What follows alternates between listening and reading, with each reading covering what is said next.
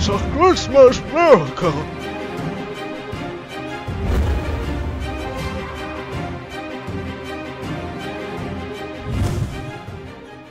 Hey guys, Star of Hockey here, and I am smiling from ear to ear as Smissmas 2014 has dropped, and might I say, it is quite the Christmas miracle. In this video, I'll just be running down a few important details, things that I caught my eye when I was reading the patch notes and playing the game. So sit back, relax, enjoy, and I'll be taking you through everything you need to know for the Smissmas update.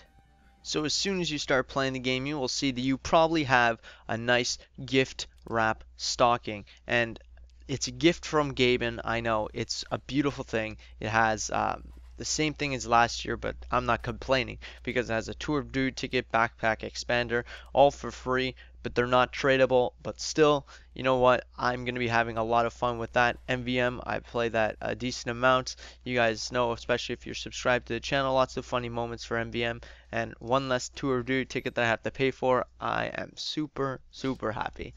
Now, other than that, the Secret Saxton has been dropped to everybody who is premium, and the Naughty and Nice crates are now unlockable, and the keys are in the store. I myself opened up a Naughty crate and got a festive bone saw, which looks very, very pretty. Sadly, all this stuff is not tradable for about a week or so, but I'm not complaining. It's still an amazing update nonetheless. Now, I thought, you know what, that's going to be it. Same thing as last year, so opening up some crates. That's it. You know, Valve has been very disappointing in the past, and I'm not going to hold them up to any hype, but that is totally wrong. We got 3 new weapons and a new game mode in this update, guys. So let's talk about these weapons. We're going to talk about my least favorite first to my most favorite weapon. Now, I have tried all these weapons out, and you'll see some gameplay in the background of me playing with them. So let's start with the panic attack. I call it the I can't hit anything attack because it's basic. This is a shotgun for 4 classes, and it's been a while since we've gotten a new sort of shotgun-ish thing that's decent, and this one by any means is not decent, but maybe you guys are better with it than I am. Basically what this does is it's sort of like the beggar's bazooka in a way, where you can load 3 shots for the beggar's bazooka, but instead here you can load 4 shots, and basically it'll shoot consecutively one after another without you having to click on it. This seems good as it has a faster reload time, but no, it doesn't work because it's hard to aim your shots when they're consecutively shooting, and like there's so many different variables. Maybe it's just me not being used to this weapon, but overall I don't think it's a very good weapon. It has a gimmicky sort of effect where the fire rate increases as your health decreases, so it's like, I guess it makes sense to call it the panic attack and stuff like that, but other than that, it's not that good of a weapon. I would not recommend picking it up. Now there is another weapon, it's sort of tied for the panic weapon for not being the best weapon, but let me go over it anyway. So it's a sticky bomb launcher for the Demo Man, and this is sort of the opposite of the Scottish Resistance, where basically you're not supposed to be placing traps or you know, waiting for enemies to come to you. You're going to be coming to them because your sticky bombs fizzle out after 2 seconds. So you place them down, 2 seconds later they're gone. So you can't make any traps whatsoever. This is the sticky bomb spam weapon. I personally don't like it, and nobody's going to use it since it has 15% damage penalty. Basically what it does do is give you 0.2 seconds faster bomb arm time. So basically you can sticky spam faster. You have less clip size. You only have 6 clips, 6 sticky bombs in your sticky bomb launcher, which also is not a plus, it's a minus obviously. So overall I don't think this weapon is very good at all. I really like setting traps. That's sort of my thing if I'm using the sticky bomb launcher, which I don't usually use, and I'm not sure it's going to be used in any competitive nature. No, this weapon is not that good. I also don't recommend picking it up. Wow, it seems so far that most of these weapons are very good. But don't worry guys, the last one, the Iron Bomber, does make up for its two brothers being pretty bad. So the Iron Bomber is personally my favorite of the three new weapons, and it is quite a good weapon in that sense. So basically, it is a grenade launcher for the Demo Man, and it has the same sort of feel as the regular grenade launcher, except the pipes are different. So it looks like sort of mini cannonballs, like from the Lock and Load. It's just mini. It looks like that, and basically it feels like the grenades are super heavy. So when you shoot them, they'll sort of like stop rolling. They don't bounce a lot and they don't roll a lot. So in a sense, it's like you can basically place sticky bombs, sort of, but it's like grenade launcher bombs. So you can like shoot them at the ground and they'll stay still. They won't bounce a lot, so they'll stay still, and then you can like sort of set mini traps. And while people are like running at you, if you don't feel or running around a corner, you could just like shoot them at the ground, and then they'll come running and they'll explode on a timer, and it's pretty good.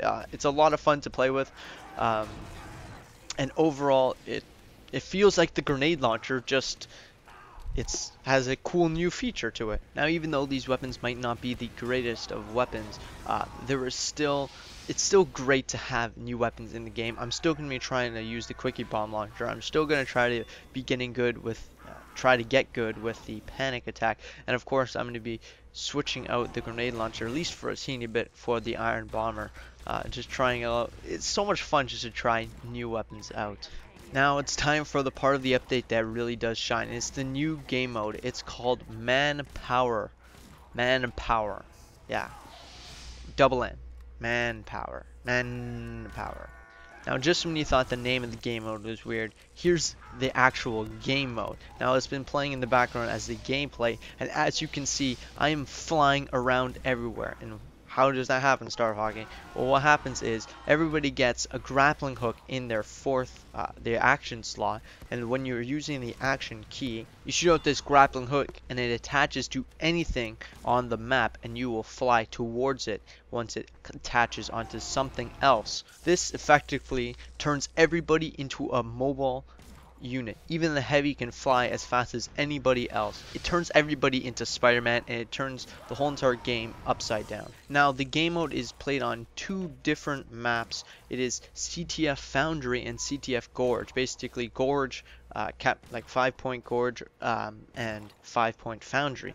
Now, in one sentence, basically this game mode is you trying to capture their intelligence, which is at their base, which is at their spawn, which is at their side of the map, far away from your base, which is your spawn, which is your side of the map. Now, in order to get 1 point, you have to bring their intelligence to your spawn while your intelligence is still at your spawn. Seems complicated now, but once you get in game, you get a feel for it, and it's not that bad. Just make sure that you kill the enemy person with their intelligence, touch your intelligence in order to bring it back to your spawn, and then you can go capture the enemy intelligence. Now, man, that's a lot of stuff in this update.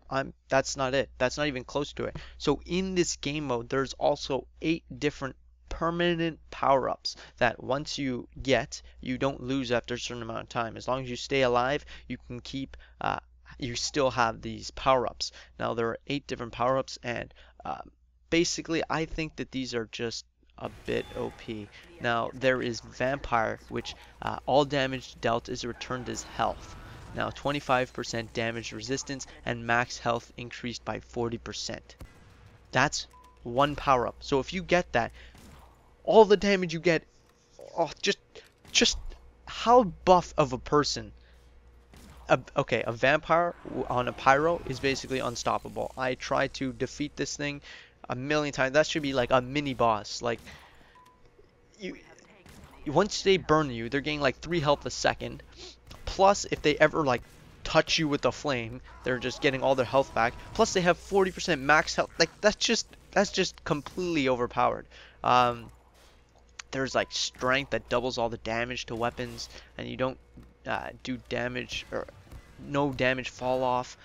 There's resistance, 50% less damage from all incoming sources.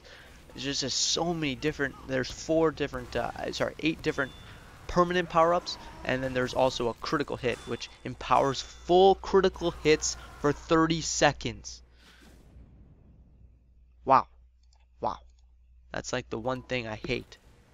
And getting it is super amazing, but facing a heavy with 30 seconds of permanent crits, well, that's something to fear. Now, I don't mind these new powers, but they are a teeny bit overpowered in my opinion. Now, there are sure to be a bunch of changes as the new game modes and maps are in beta testing. So make sure to give your feedback to the developers there at Volvo.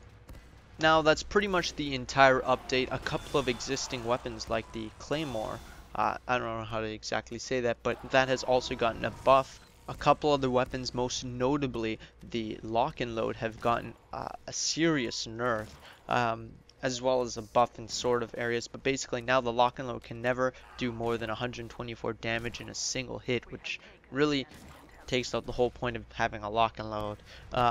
But anyway, the Ali's Rebooties got a teeny bit of a buff with 25% extra charge meter on charge kill, and the Tide Turner got a little bit of a nerf, making it less OP in my opinion. It was too good as it stood. I think they did a really good job trying to nerf the Tide Turner, and basically what they did was when you're taking damage, it actually reduces your charge time. So when somebody's shooting at you while you're coming at them, you're not going to actually make it to them because you took damage from them, which is super good. I think it really fixed the problem that Tide Turner, that other classes had with dealing with Tide Turners.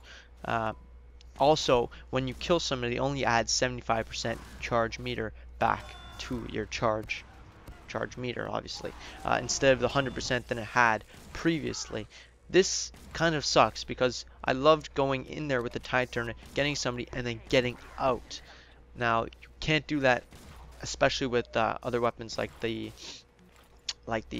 Eyelander anymore. You can do that with the Claymore, and if you have the bootleggers and the Ali's Rebooties, because when you kill somebody, both the bootlegger and Ali's Rebooties as well as the Gladiomorph give plus 25% charge when you kill somebody, so they will make 100% charge. But anything else like the Persian Persuader, the Eyelander, don't give that extra 20%, so be wary of that.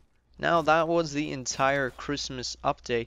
There are a teeny bit more interesting things, but they're not that interesting to note in the video. Of course, you can check out a full patch notes on teamfortress.com. My name has been Star of Hockey. Make sure to check around the channel if you like this video, and I'll talk to you guys later.